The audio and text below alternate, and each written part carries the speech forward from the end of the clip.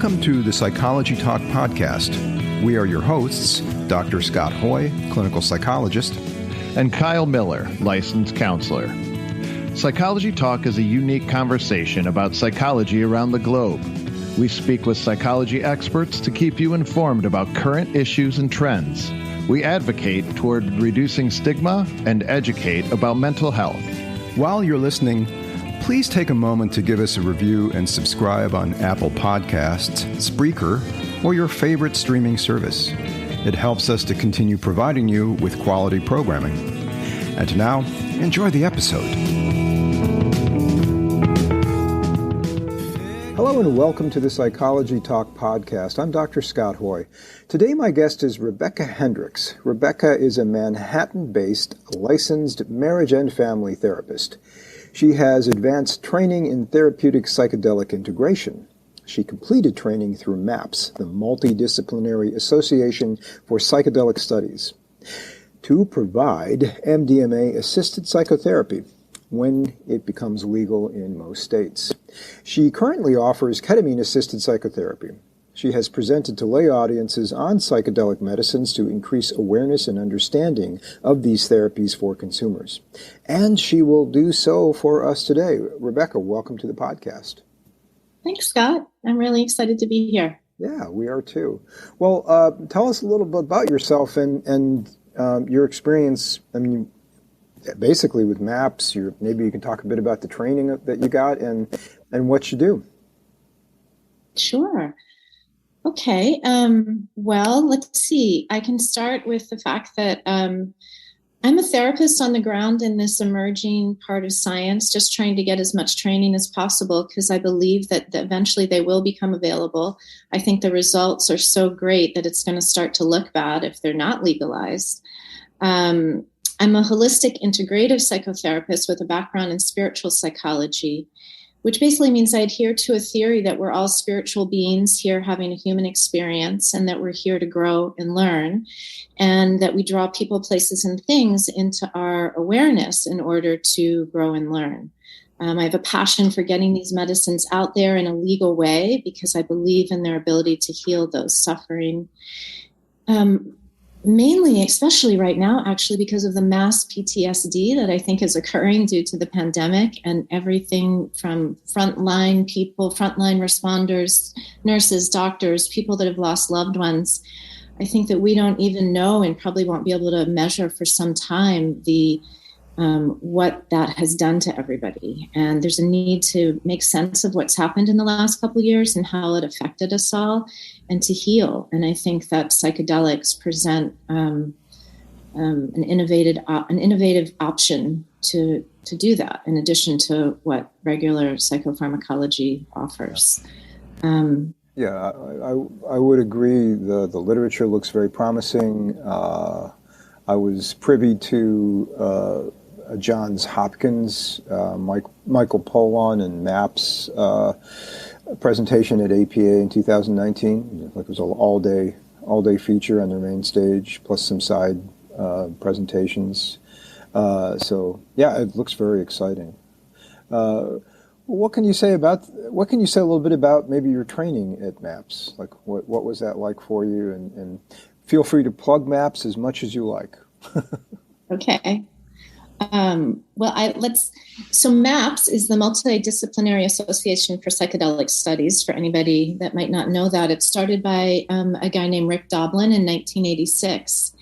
And he became really passionate about MDMA and has pretty much spent his life trying to get it approved by the FDA.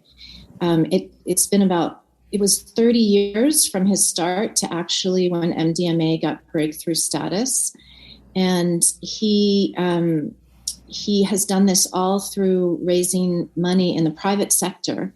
And it's one of the first times, other than when RU 486 was brought into existence by a nonprofit, that a nonprofit is trying to bring a drug into becoming licensed. And so he recently made MAPS as the 100% owner of the MAPS Public Benefit Corporation, to be able to market drugs to maximize public benefit, not for profit. So it's really quite an amazing organization that has a lot of really big supporters like Dr. Bronner's and Peter Thiel and people all over the map. But they focused in on MDMA because PTSD is such a huge thing in our country. 18 veterans every day, suicide, and we haven't really had any new developments in the past 20 years for PTSD. So they focused in on MDMA, and MDMA was first synthesized in 1912. It was introduced as a street drug in the 60s and the 70s. It was found in different street samples in 10 different states. And in the 80s, it spread across the US in recreational use. But in 1985, it was scheduled under the Controlled Substances Act and banned. So what's different about MDMA and interesting is that it doesn't usually produce the visions and the hallucinations or the altered perceptions of reality that's typical in the other classic psychedelics, but it does seem to consistently induce positive effect and reduce or lessen anxiety in contrast to the other psychedelics. And it seems to be a superior tool to even ketamine for PTSD. So I became very kind of indoctrinated in their model and their protocol and their training. And I'll share a little bit about that. Yeah, please do. So after a careful screening, patients signed a very detailed informed consent. And then they have 3 90-minute prep sessions. And a prep session is when you're typically kind of forming an alliance with the patient, understanding their history, going over the logistics.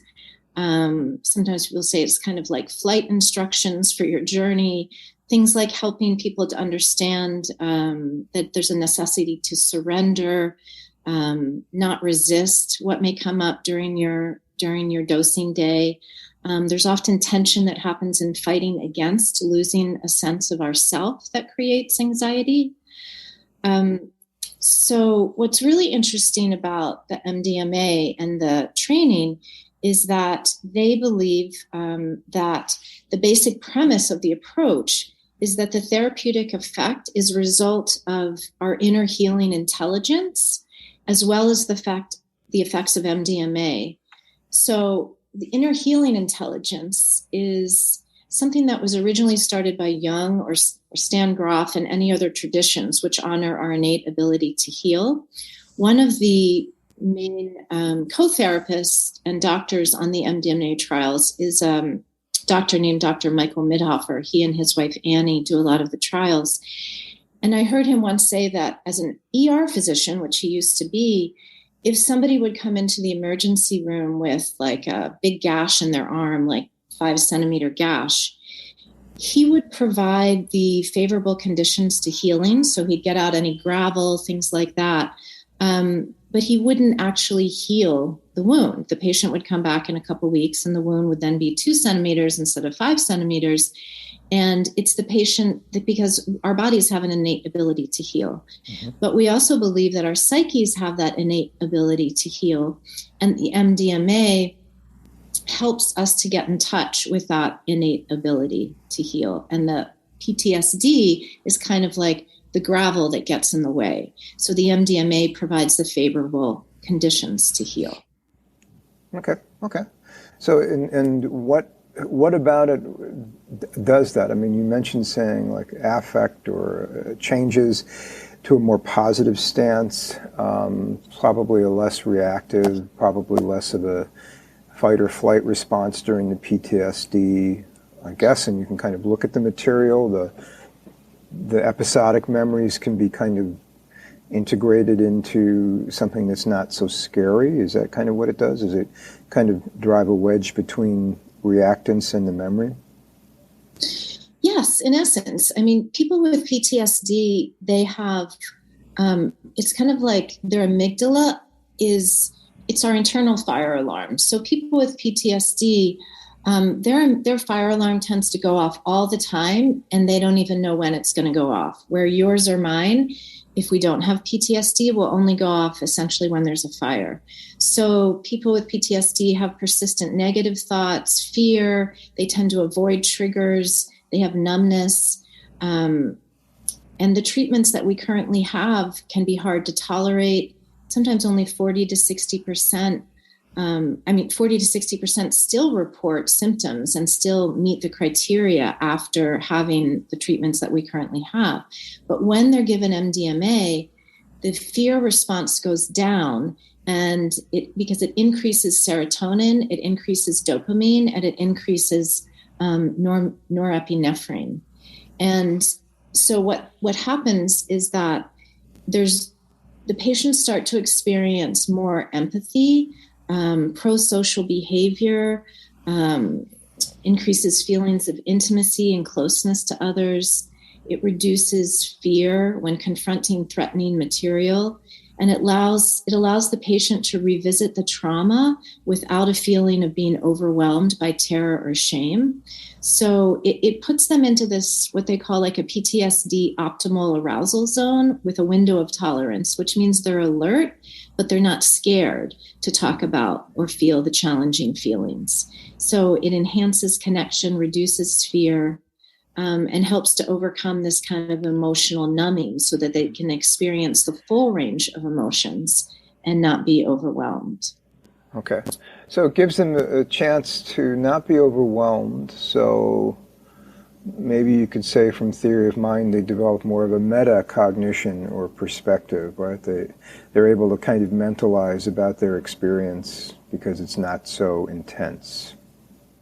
Yes. Yeah. Yes. Yeah. Wow. It takes those primary, like the fear and the terror away so that they can actually unpack it, talk about it, and move through it.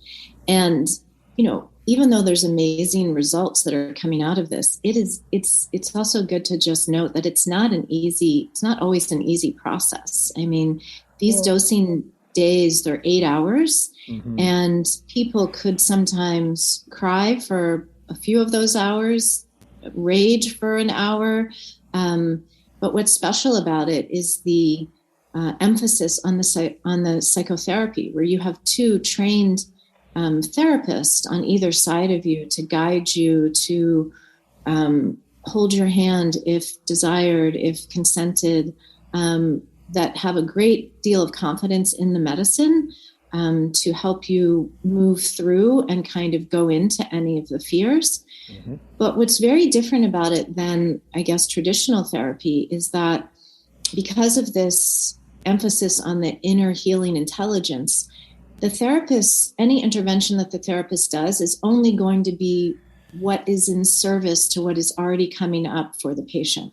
So even if I maybe have worked with this patient and know of a big rupture that they had with, say, their father growing up, if what comes up during their MDMA session is a big hurt that happened when they were 10 years old and didn't make the football team, then I help them to focus on what's coming up, not what I may think would be good for them to focus on. So I found that to be very different than traditional therapy.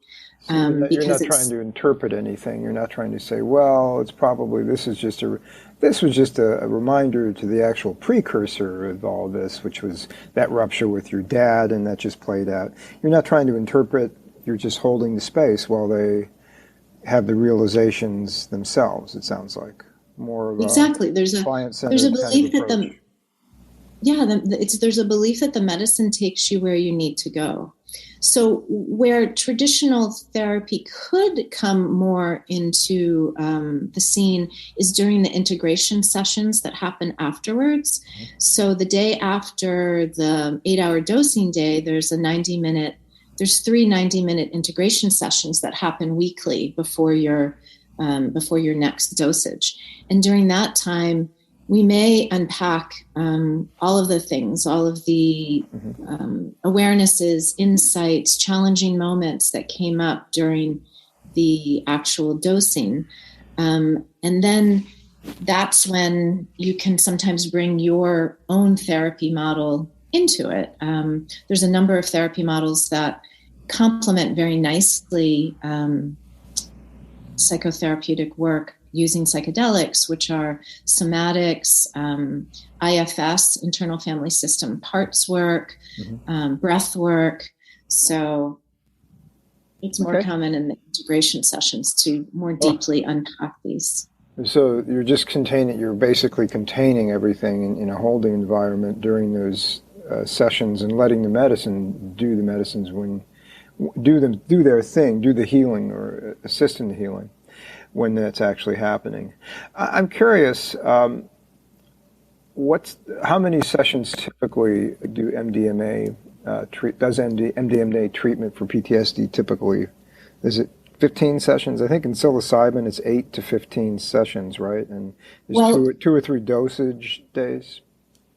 Yes, there's 2 or 3 dosage. There's 3 dosage days. The protocol that they're using in the clinical trial is 3 prep sessions, 3 8-hour dosing days, and then after each of the dosing days, there are 3 90-minute integration sessions. So 14 sessions. It sounds like, yeah. Yeah, it's quite lengthy and intense and demanding on the patient and the therapist. And so this, like, for those in the audience who want to do Molly and try to get the same effect on their own, probably isn't going to have anything anywhere quite like what they might be looking for. Although I've had patients say that they've taken certain psychedelics or pseudo-psychedelics and had some effect with PTSD on their own, but that, that's probably circumstantial and maybe not based on any kind of studies. What is the dosage? Is it kind of like psilocybin, which is so many micrograms per kilogram of body weight? Is the dosage in MDMA similar, or is it different? I believe it's similar. I believe that it's similar, that they do it by your body weight, but that's not my area of expertise, but I do believe that it is similar, but the doctor decides which dose that you will have. And the 2 people available for the therapy, is it typically a male and a female identified individual as a therapist? Typically a male-female team, yes. When people go into these states, they're altered, and an altered state is a vulnerable state. Mm-hmm. And so, and especially with MDMA, it can increase, it's an empathogen and an entactogen, meaning it touches us within, and we also have a lot of empathy. And so they found it early on that just to make the patients feel safe, it's good to have 2 therapists in the room. I mean, so many people that have had PTSD have trust issues, and they need to feel as safe as possible to be able to go as deep as possible with this medication. So having 2 therapists in the room makes them feel safe and is a safe thing to do. Are there any contraindications for who should be taking MDMA versus who should not be getting this therapy? Well, there are certain risks involved, and that's during a screening is when the doctor will assess for these risks. Certainly, I mean, in the clinical trials, they're looking only for people with straight PTSD. So if somebody has an additional mental illness, they're probably going to get ruled out because of what they're looking for. But in general, people, I think it's been said that people that might have something like schizophrenia or a more intense mental illness, it might not be healthy for them to go into these deeper states where they feel all of their feelings and all their emotions, just as much as it might not be healthy for them to go on a 1-month silent meditation retreat. Mm-hmm. But in terms of the actual possible risk or things just that could happen when you're on MDMA, it can increase your psychological distress. I mean, definitely things could get worse before they get better, because it enables people to go into these deeper crevices that they usually avoid at all costs. So on a physical level, it can increase your temperature. There can be a rare occurrence of chemical-driven liver damage. There can be, if there's an overdose, you can have a cerebral or a cardiovascular event, which could be fatal. It causes the release of an antidiuretic hormone. So if you drink too much water, you could have fatally low sodium, and it could cause serotonin syndrome. But if given in a controlled setting under medical supervision, the toxicity is really rare.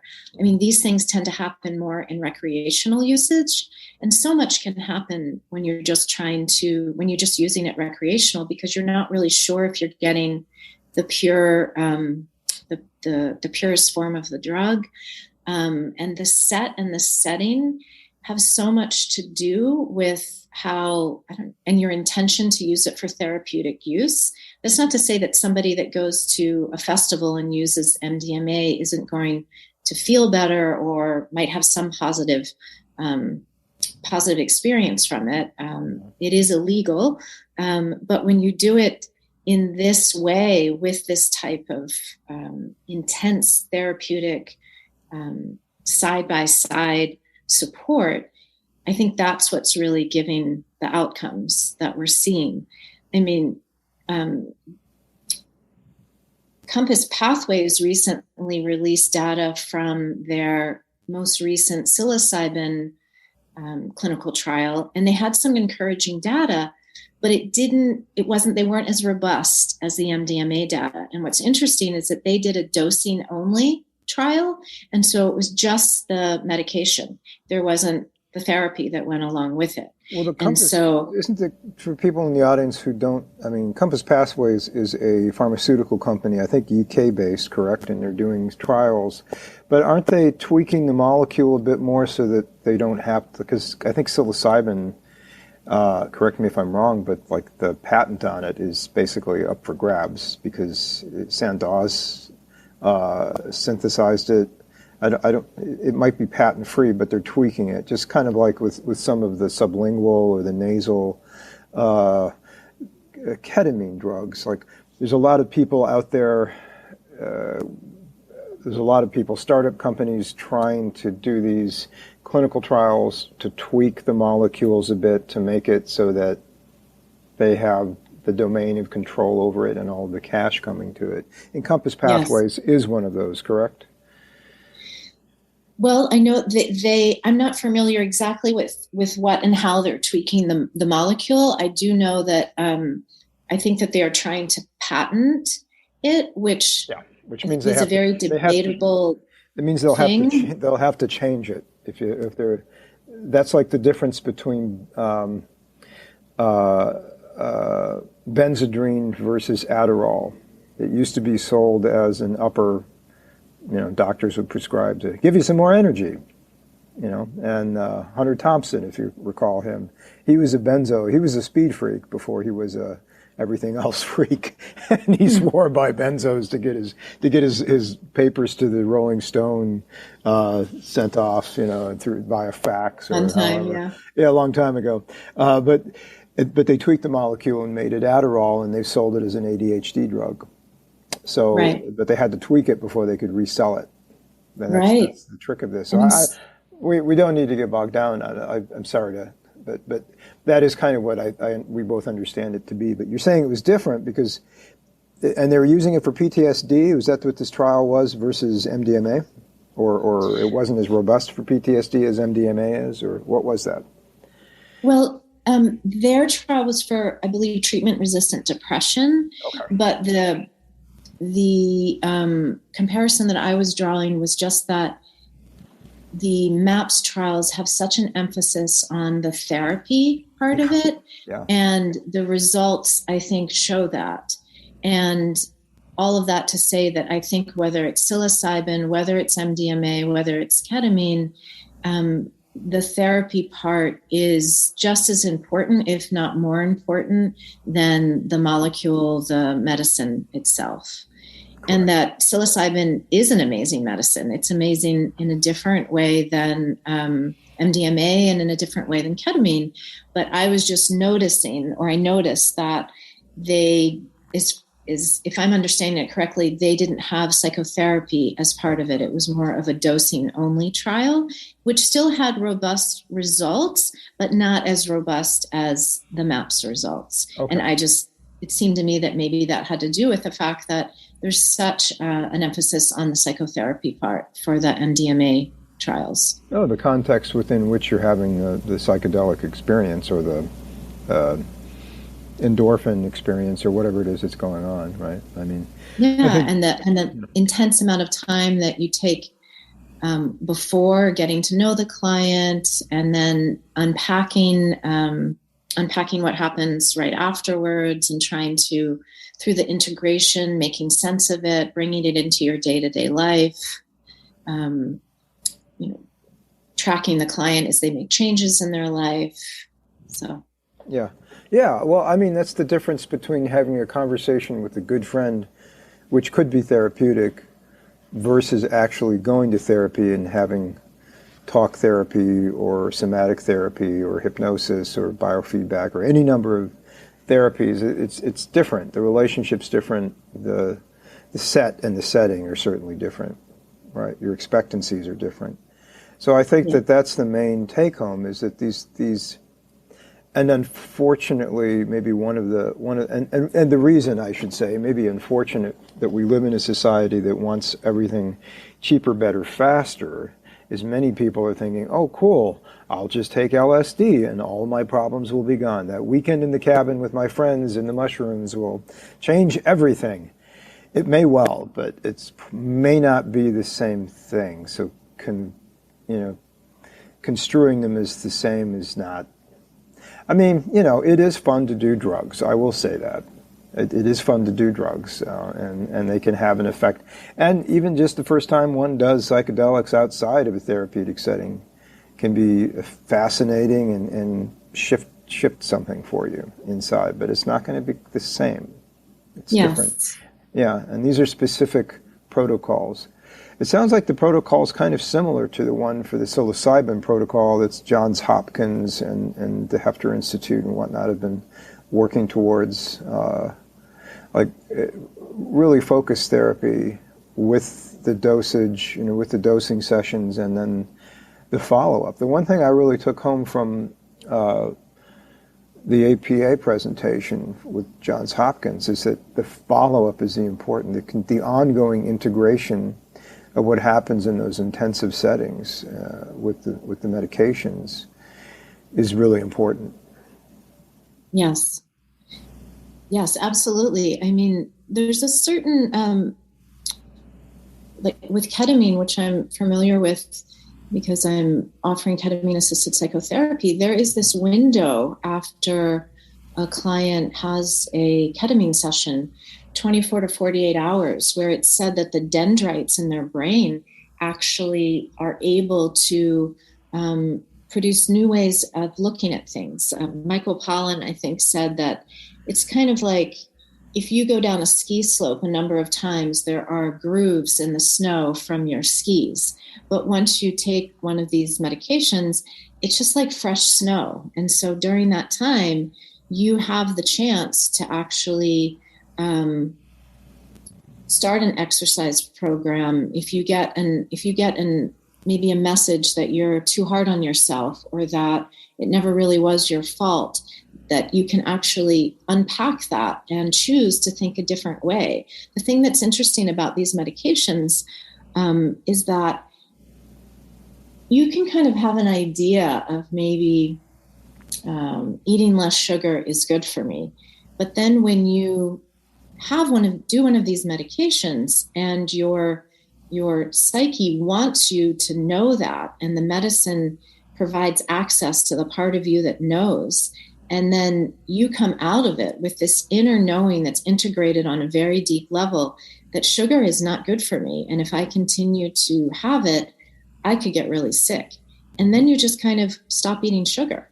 And it happens, it's just these very kind of banal messages that we get that are hard to explain because they just seem so simple, but it happens. And so having that therapy and the integration helps to kind of anchor those in. 24 to 48 hours. So I assume that you don't have a license to prescribe it all, but are you working in conjunction with a clinic that has a ketamine drip, or do they provide sublingual or nasal Yes, ketamine? absolutely. Yeah.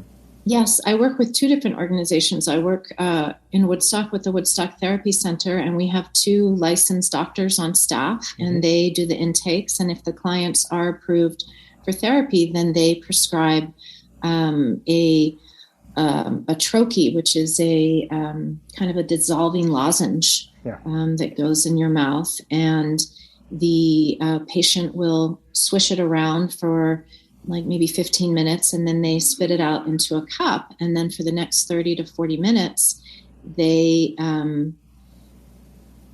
have an experience, and they're given an eye mask and soothing music and some blankets to feel really comfortable. And they tend to have an experience where they're ketamine is a disassociative. So it tends to be an experience where you're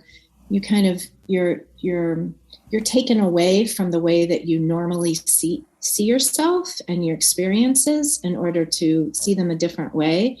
Whereas something like psilocybin, it's more of a magnifying glass going into your experience and who you are and how you see yourself. So yes, but in this situation, a doctor prescribes it. And in New York City, I work with a startup called Journey Clinical. And Journey Clinical, what they do is they have prescribers, and I refer, if I have a client that might be beneficial to ketamine-assisted psychotherapy, I refer them to Journey Clinical. And Journey Clinical, if they approve them, then they take care of the medication part, and the client is essentially using the client is prescribed the medication for at-home use. And so then I'm just acting as a psychotherapist, providing psychotherapy. But the medication acts as kind of a lubricant. It kind of puts clients into a bit of a trance state in order to access feelings, emotions, and things that might not be normally available to them, and to get insights and awarenesses that can come with ketamine or any of these medications. Yeah. Well, I'm curious. Like, I know that from my own work with people who have utilized various, like ketamine, for instance, depending on how, like I've noticed that the ketamine that I've seen, the results from ketamine have been, they don't last very long. Like, they could last after a drip, for instance, maybe about 3 to 4 weeks, and then the symptoms come back.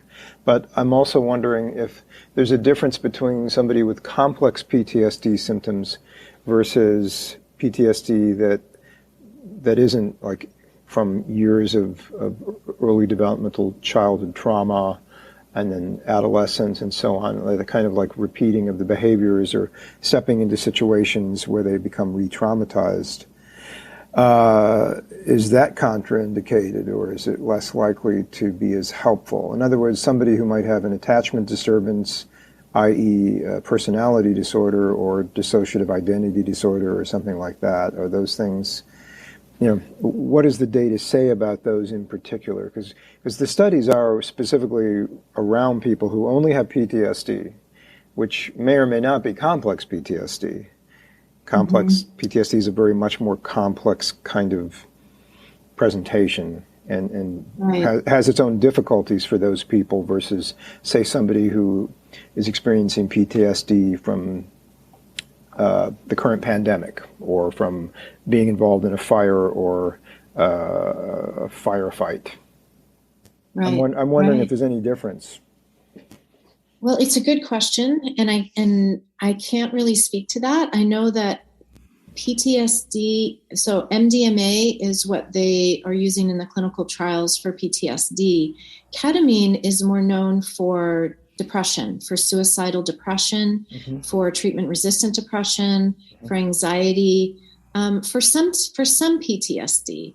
So, but I think in terms of what you were talking about, I think there needs to be more studies around that to see if it's appropriate for people with complex PTSD or how it can help. I just know that it does help some people, but I also know that MDMA is supposed to be a bit of a superior tool for PTSD.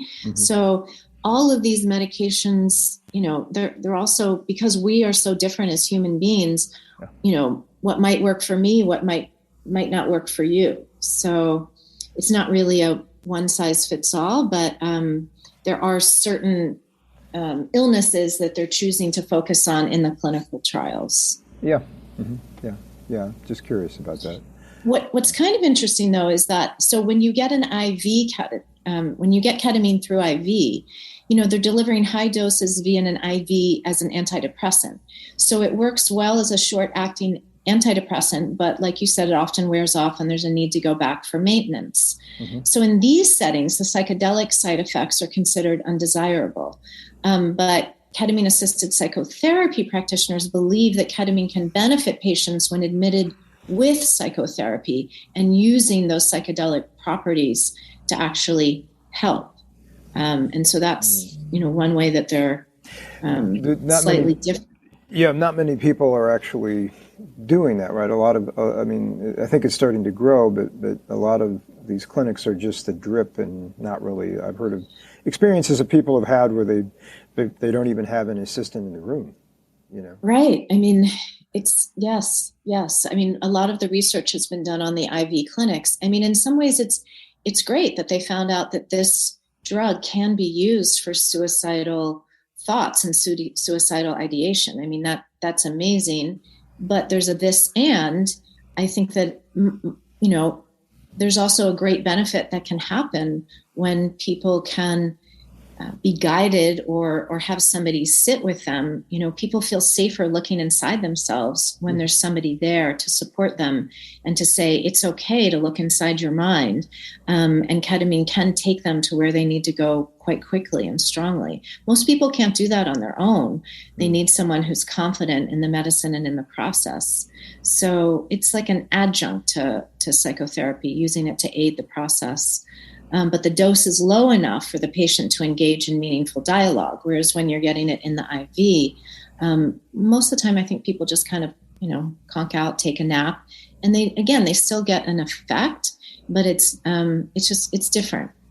Okay, so your what the work you're doing is different than just that having somebody on a drip and then coming to see you, say 24 hours later. It's different than that.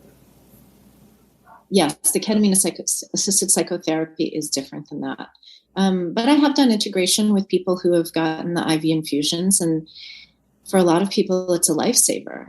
They will say they just can't even believe the life that they had before ketamine and then after ketamine in terms of their depression lifting. But yes, it is also known to kind of wear off over time. And I think there's still research to be done about how to prolong that, or, how to deal with those, duration response issues. Mm-hmm. Yeah. Well, but one good thing that came out a couple years ago was a nasal spray. And it's good. Well, it's both good and challenging in that the FDA has approved it for depression, which means that insurance companies will cover it. But the challenging thing is they can't regulate the dose. So with the other routes, like with IV or an intramuscular shot or the lozenges, you can vary the dosing, the frequency, the setting, whether there's a therapist there or not.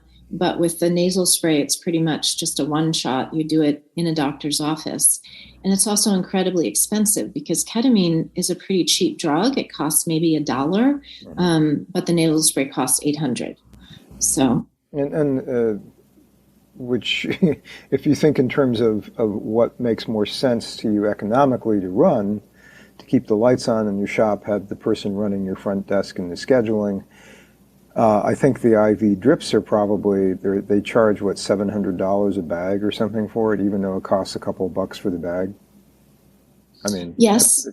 That is an amazing, if you have 20 people in your clinic a day, you do the math, doesn't take much to figure out how that adds up. And I think many people are I'm not disparaging anyone, but I think many people who are anesthesiologists are making a killing off of this.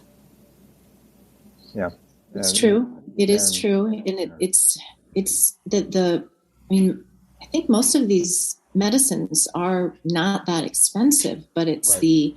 amount of time that you have to pay the medical professionals to, to do the treatment. So even when you go in for an IV, you have to have an intake with a doctor, you have to have a prep session, you have your dosing session, and then you have to hang out there for a few hours before, you can go back into your daily life potentially without feeling woozy. So then you're kind of paying for people's time, and that's what makes them even more. Yeah, that makes sense. People should be paid for their time, but it's still a huge markup on a product that costs pennies, like you were saying on the dollar. It is, almost. Absolutely. And the S-ketamine, I think that you were talking about, the nasal ketamine, again, it's a tweaked molecule.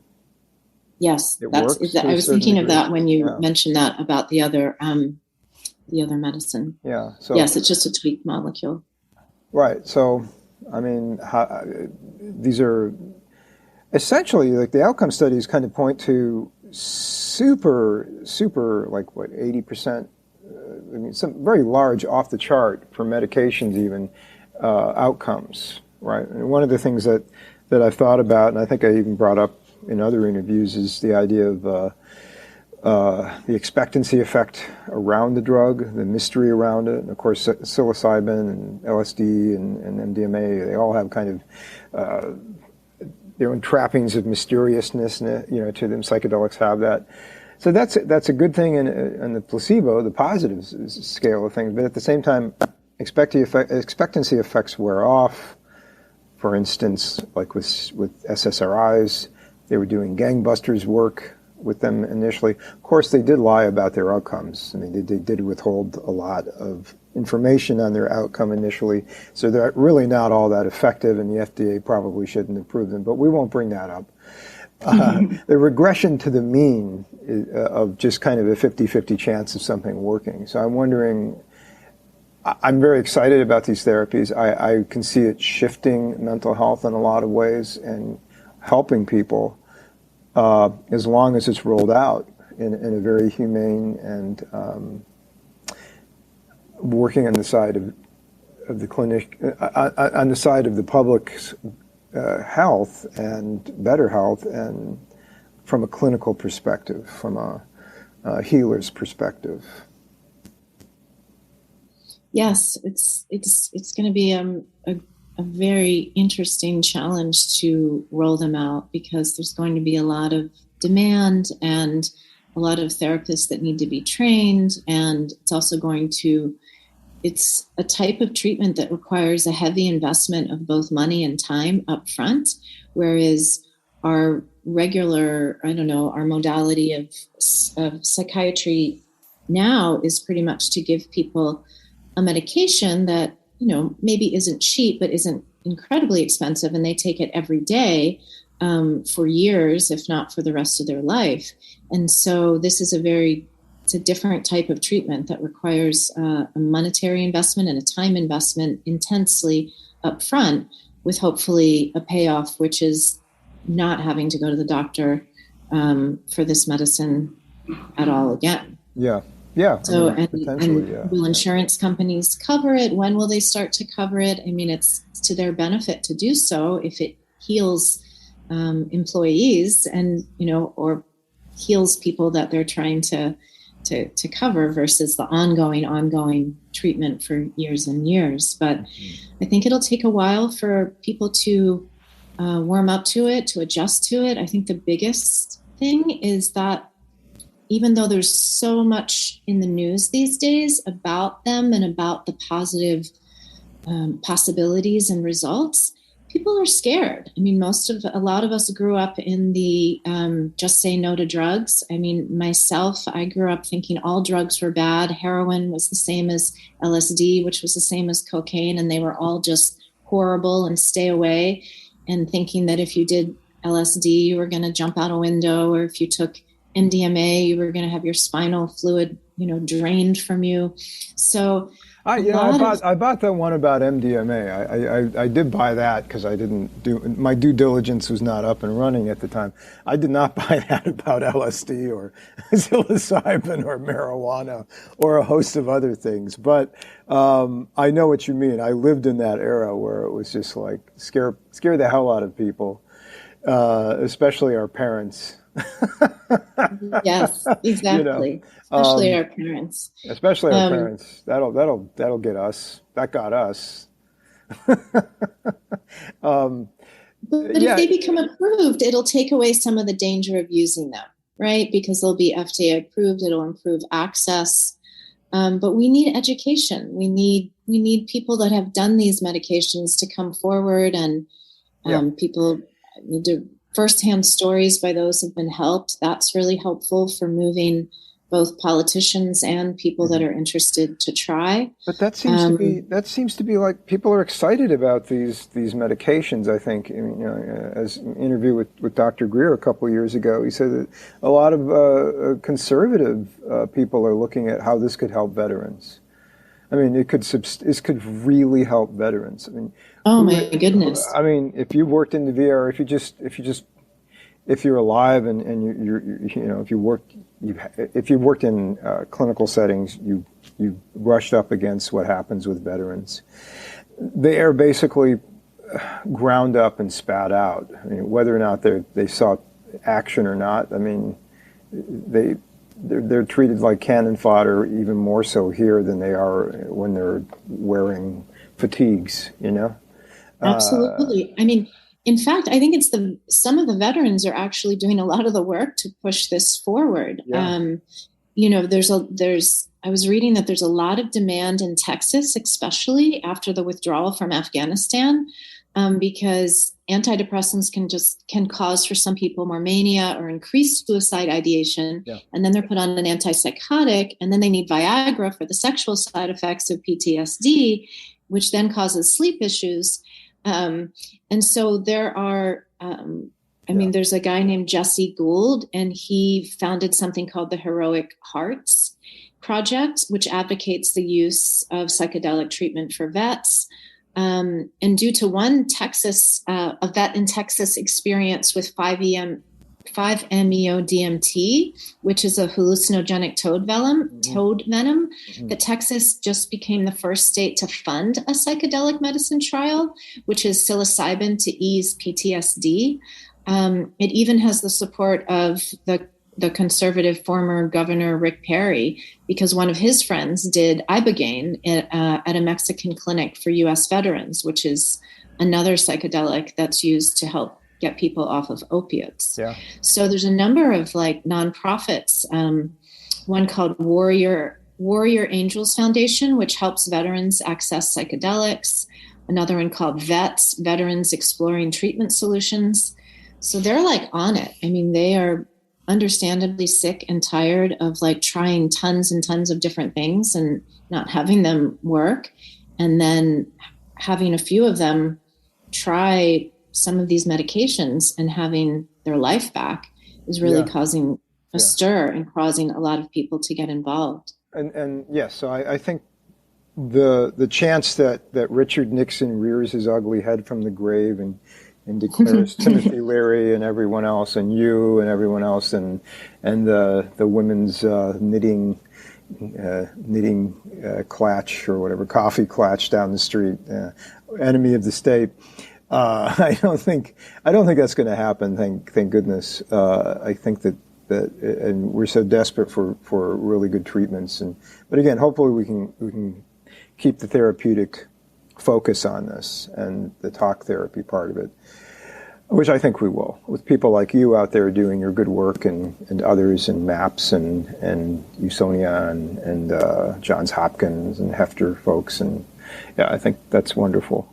You did mention, I wanted to swing back real quickly. You said you consider yourself a spiritual therapist, a spiritually oriented therapist. Does that mean you were trained transpersonally, or did you just kind of mosey into that over the years? It made sense to you.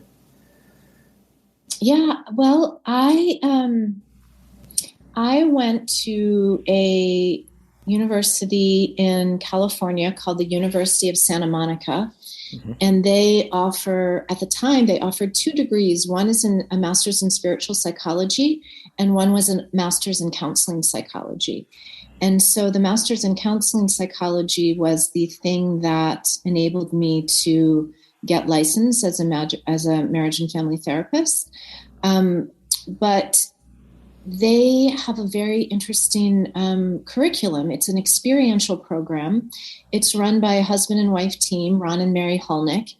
And basically they combine a lot of therapies like Carl Rogers, person-centered therapy, Gestalt, psychosynthesis, inner child work, parts work, compassionate self-forgiveness work. And what happens in their program is that you learn about a concept, and then you immediately break into a small group of 3 people. One's a client, one's a counselor, and one's a neutral observer. And so you bring up your own material and learn how to use these tools to work with other people. Wow. And so it was an amazing program. I think it was one of the best things that I've ever done in my life. And there was just a 360 from who I was when I went in to who I was when I came out. I mean, prior to that, I'd been living in New York City, working in corporate. Being a therapist is actually a second career for me. I spent 14 years working in luxury goods in New York City, living a very different kind of Sex and the City lifestyle of working all day, going to parties, putting way too much emphasis on fancy clothes and fancy parties and drinking. But at the same time, always had some interest in things spiritual. I would be reading Gary Zukav's books on the weekend, and on my vacations, I'd go out to Arizona and do a retreat with a doctor named Brew Joy, who did retreats in the desert where you did Jungian dream analysis and energy work and things like that. So it was only kind of recharge yourself a little bit, and then go back. Yeah, so it was kind of kismet that I found this place, USM. I just met a woman in New York one day who had this very calm demeanor, and I was like, well, how did you get that? I want that, because I did not know people in New York City that were that calm. And she told me about USM, and I was going maybe 6 months later. So that kind of, I'd already had it in me. I was very interested in spiritual growth and healing, but USM was the vehicle that helped me now take it out into the world and first work my own process around my own unhealed stuff, because you can't take somebody any place that you haven't been yourself. So that was my entryway into that. And then a number of years after that, I discovered psychedelics through basically through my interest in Gabor Mate's work.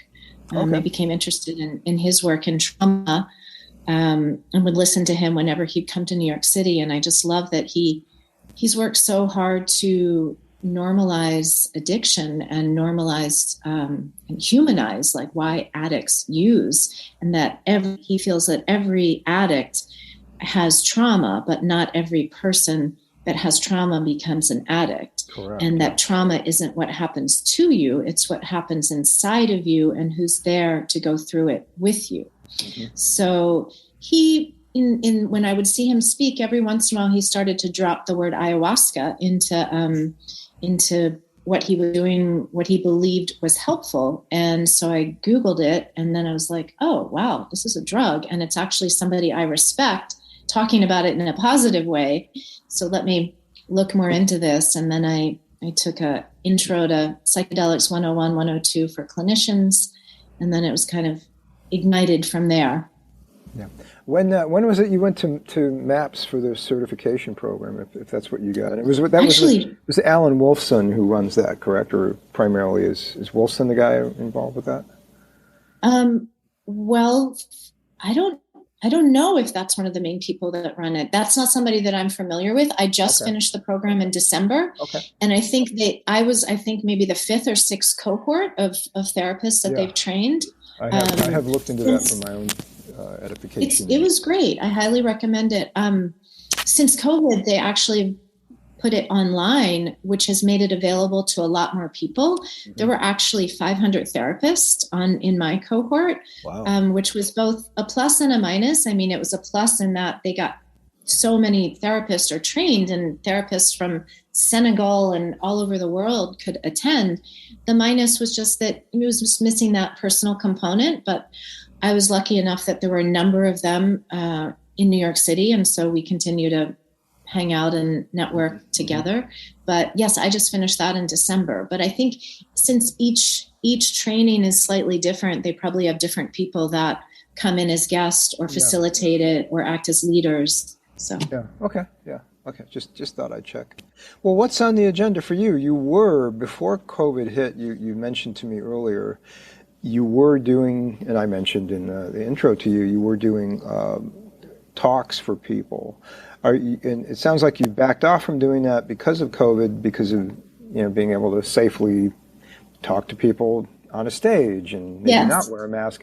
Have you thought about moving it on to the web somewhere, starting web seminars or finding a platform for that, or are we, as we all are, ready to hit the ground running and do that again after COVID is gone?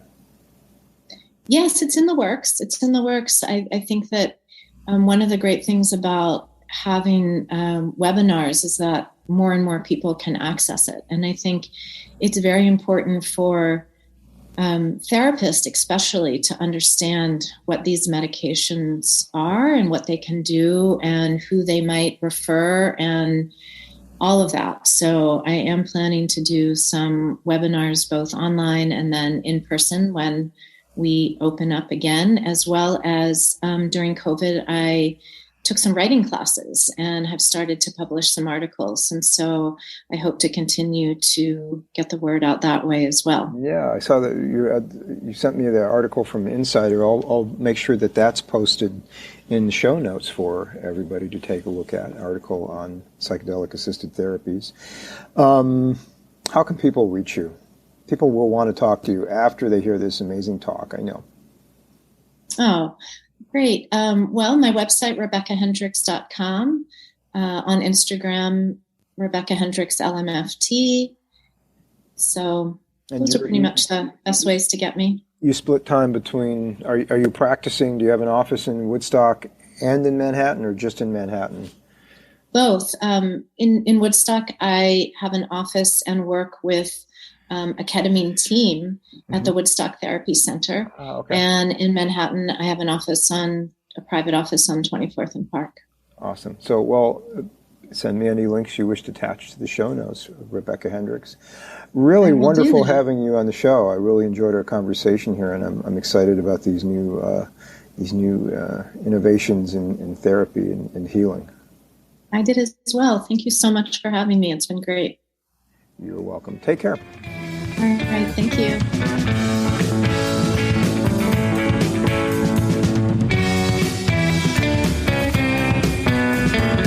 Thank you for listening to the Psychology Talk podcast.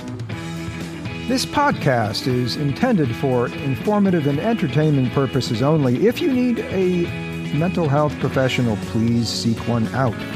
All material, copyright, the Psychology Talk podcast. Music is provided by the oddly Italianate named band Serenati? Ciao.